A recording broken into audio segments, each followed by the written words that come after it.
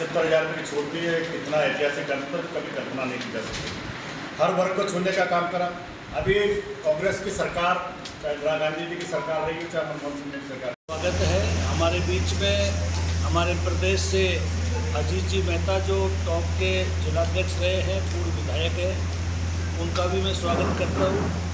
माननीय प्रधानमंत्री जी के 11 वर्ष सुशासन जन कल्याण के जो जनता को समर्पित उनका जो अमृतकाल रहा है, उसमें जन कल्याण के साथ साथ में नए भारत की एक तस्वीर सबके सामने जो आई है, और नए भारत के साथ साथ में दुनिया में भारत की जो साख बढ़ी है, चाहे वो स्वास्थ्य का क्षेत्र हो, चाहे वो ट्रांसपोर्टेशन का क्षेत्र हो, चाहे आपका सड़कों का हो, मेडिकल का हो, सब क्षेत्रों के अंदर भारत जिस प्रकार तेज़ी से विकास कर रहा है, और माननीय मोदी जी के भारत और पिछले भारत में जो विशेष अंतर आया है, उन सारी बातों के साथ साथ में आज आम आदमी जिस प्रकार से महसूस कर रहा है, उन सब बातों को अजीत जी मेहता आपके सामने रखेंगे। मैं तो लोकल रूप से इतना कहूँगा कि आज सवाई माधोपुर का रेलवे स्टेशन देख लो, गंगापुर का देख लो, कभी कल्पना नहीं करते थे कि रेलवे स्टेशन इतना सुंदर होगा, बस स्टैंड इतना सुंदर होगा,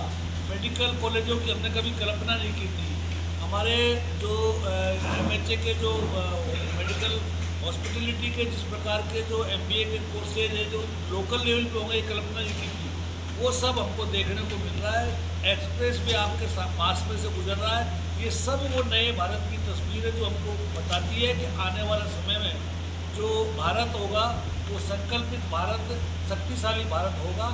मैं माननीय अजीत जी से कहूँगा कि वो आपके समक्ष इन सब बातों को वर्षों से हमारी सरकार काम कर रही है, उसको लेकर 2014 से पहले का भारत और 2014 के बाद का भारत को लेकर आज आपके बीच में, प्रेस के मित्रों के बीच में आज हम हाजिर हुए हैं।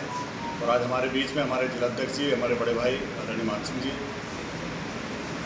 हम आपसे इतना निवेदन करना चाहते हैं कि 2014 से पहले का भारत, जिस देश के अंदर भ्रष्टाचार, घोटाले और तुष्टीकरण की नीति के आधार पर देश को चलाने का काम जिस तरह किया जा रहा है, आज हम कह सकते हैं कि 2014 के बाद इस देश के अंदर कोई घोटाला नहीं हुआ, भ्रष्टाचारियों पर नकल कसने का काम करा, तुष्टीकरण को देखने को नहीं मिलता। हम कह सकते हैं कि चाहे सड़क का क्षेत्र हो, आज 99% गाँवों को हमने सड़क से जोड़ने का काम करा है। 34 किलोमीटर एवरेज सड़क हाईवे दिल्ली बन रहे हैं।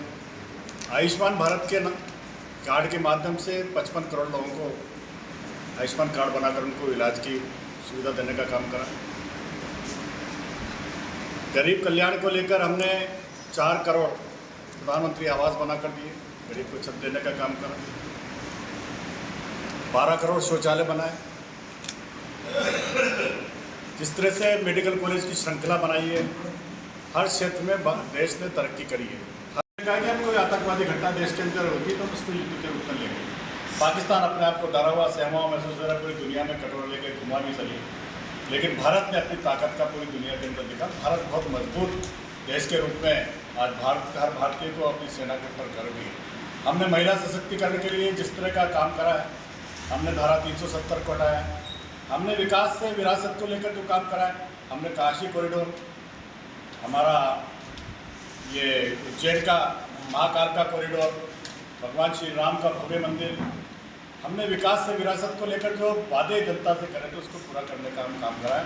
और हमने महिला सशक्तिकरण के 33% महिलाओं को लोकसभा और विधानसभा के अंदर आरक्षण देने की बात करी, उसको हम जमीन पर उतारने का काम करा है। माननीय प्रधानमंत्री जी ने अभी 1 नेशन 1 इलेक्शन के लिए कहा है, जाति जनगणना को लेकर कहा है, वक्फ का जो कानून 1995 का था उसको लेकर अभी जो संशोधन कर जो एक मजबूत निर्णय में से उसका संशोधन बिल लाकर इस देश के अंदर लगा कि कोई प्रधानमंत्री इतना मजबूत है कि जो लोग गुमराह कर रहे थे, सारे विपक्षी दल हो इकट्ठे होकर उसको लेकर गलत प्रचारित कर रहे थे, लेकिन जब जनता को समझ में आया कि ये वक्फ संशोधन बिल उस गरीब मुसलमान के लिए कितना उपयोगी साबित होगा, ये आने वाले टाइम में उनके भी समझ में आएगा। तो अभी तो कुछ सूचनाएं आई हैं, तो ये हमारे 6 राफेल गिराए गए। क्या गिरा है? 6 राफेल गिराए गए।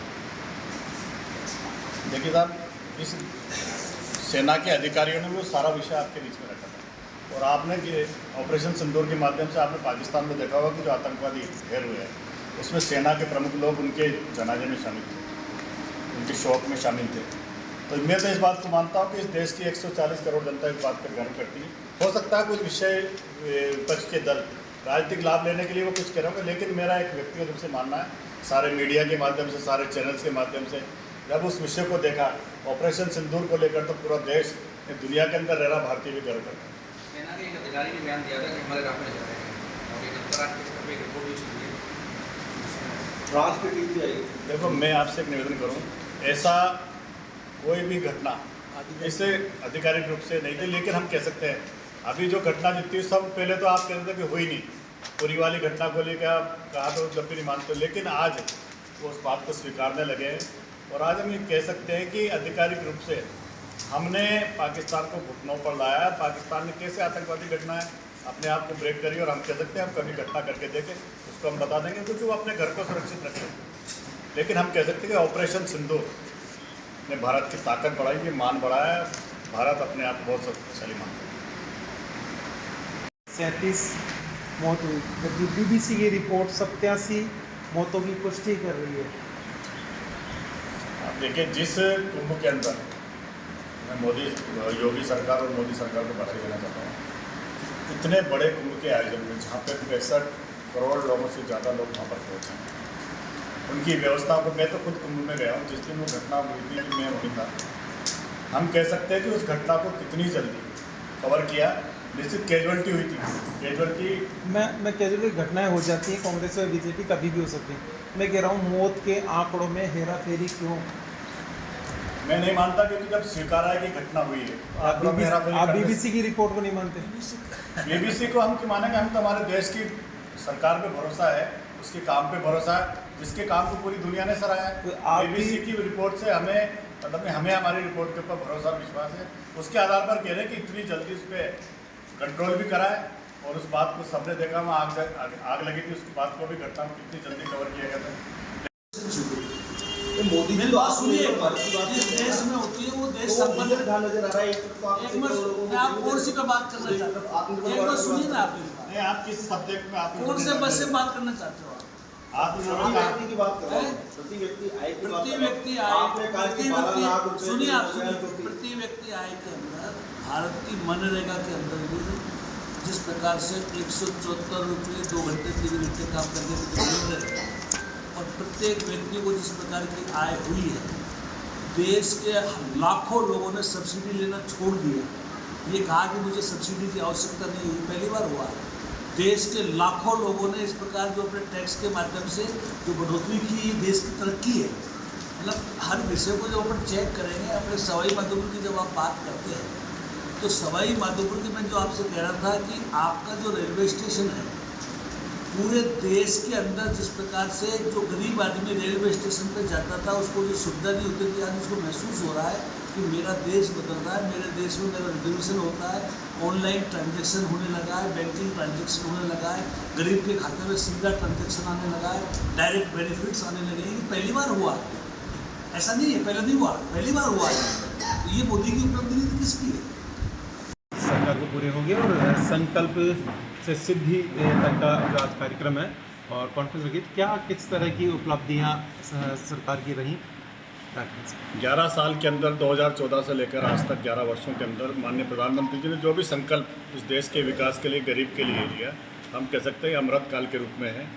चाहे स्वच्छ भारत को लेकर पूरे देश के अंदर आप नज़र आ सकता है, गरीब को छत देने का काम जो करा, 4 करोड़ लोगों को देने का काम करा है, 12 करोड़ लोगों को शौचालय देने का काम करा है, 55 करोड़ लोगों का आयुष्मान भारत कार्ड देने का काम करा है, महिलाओं को 33% आरक्षण देकर महिला सशक्तिकरण के लिए काम करा है।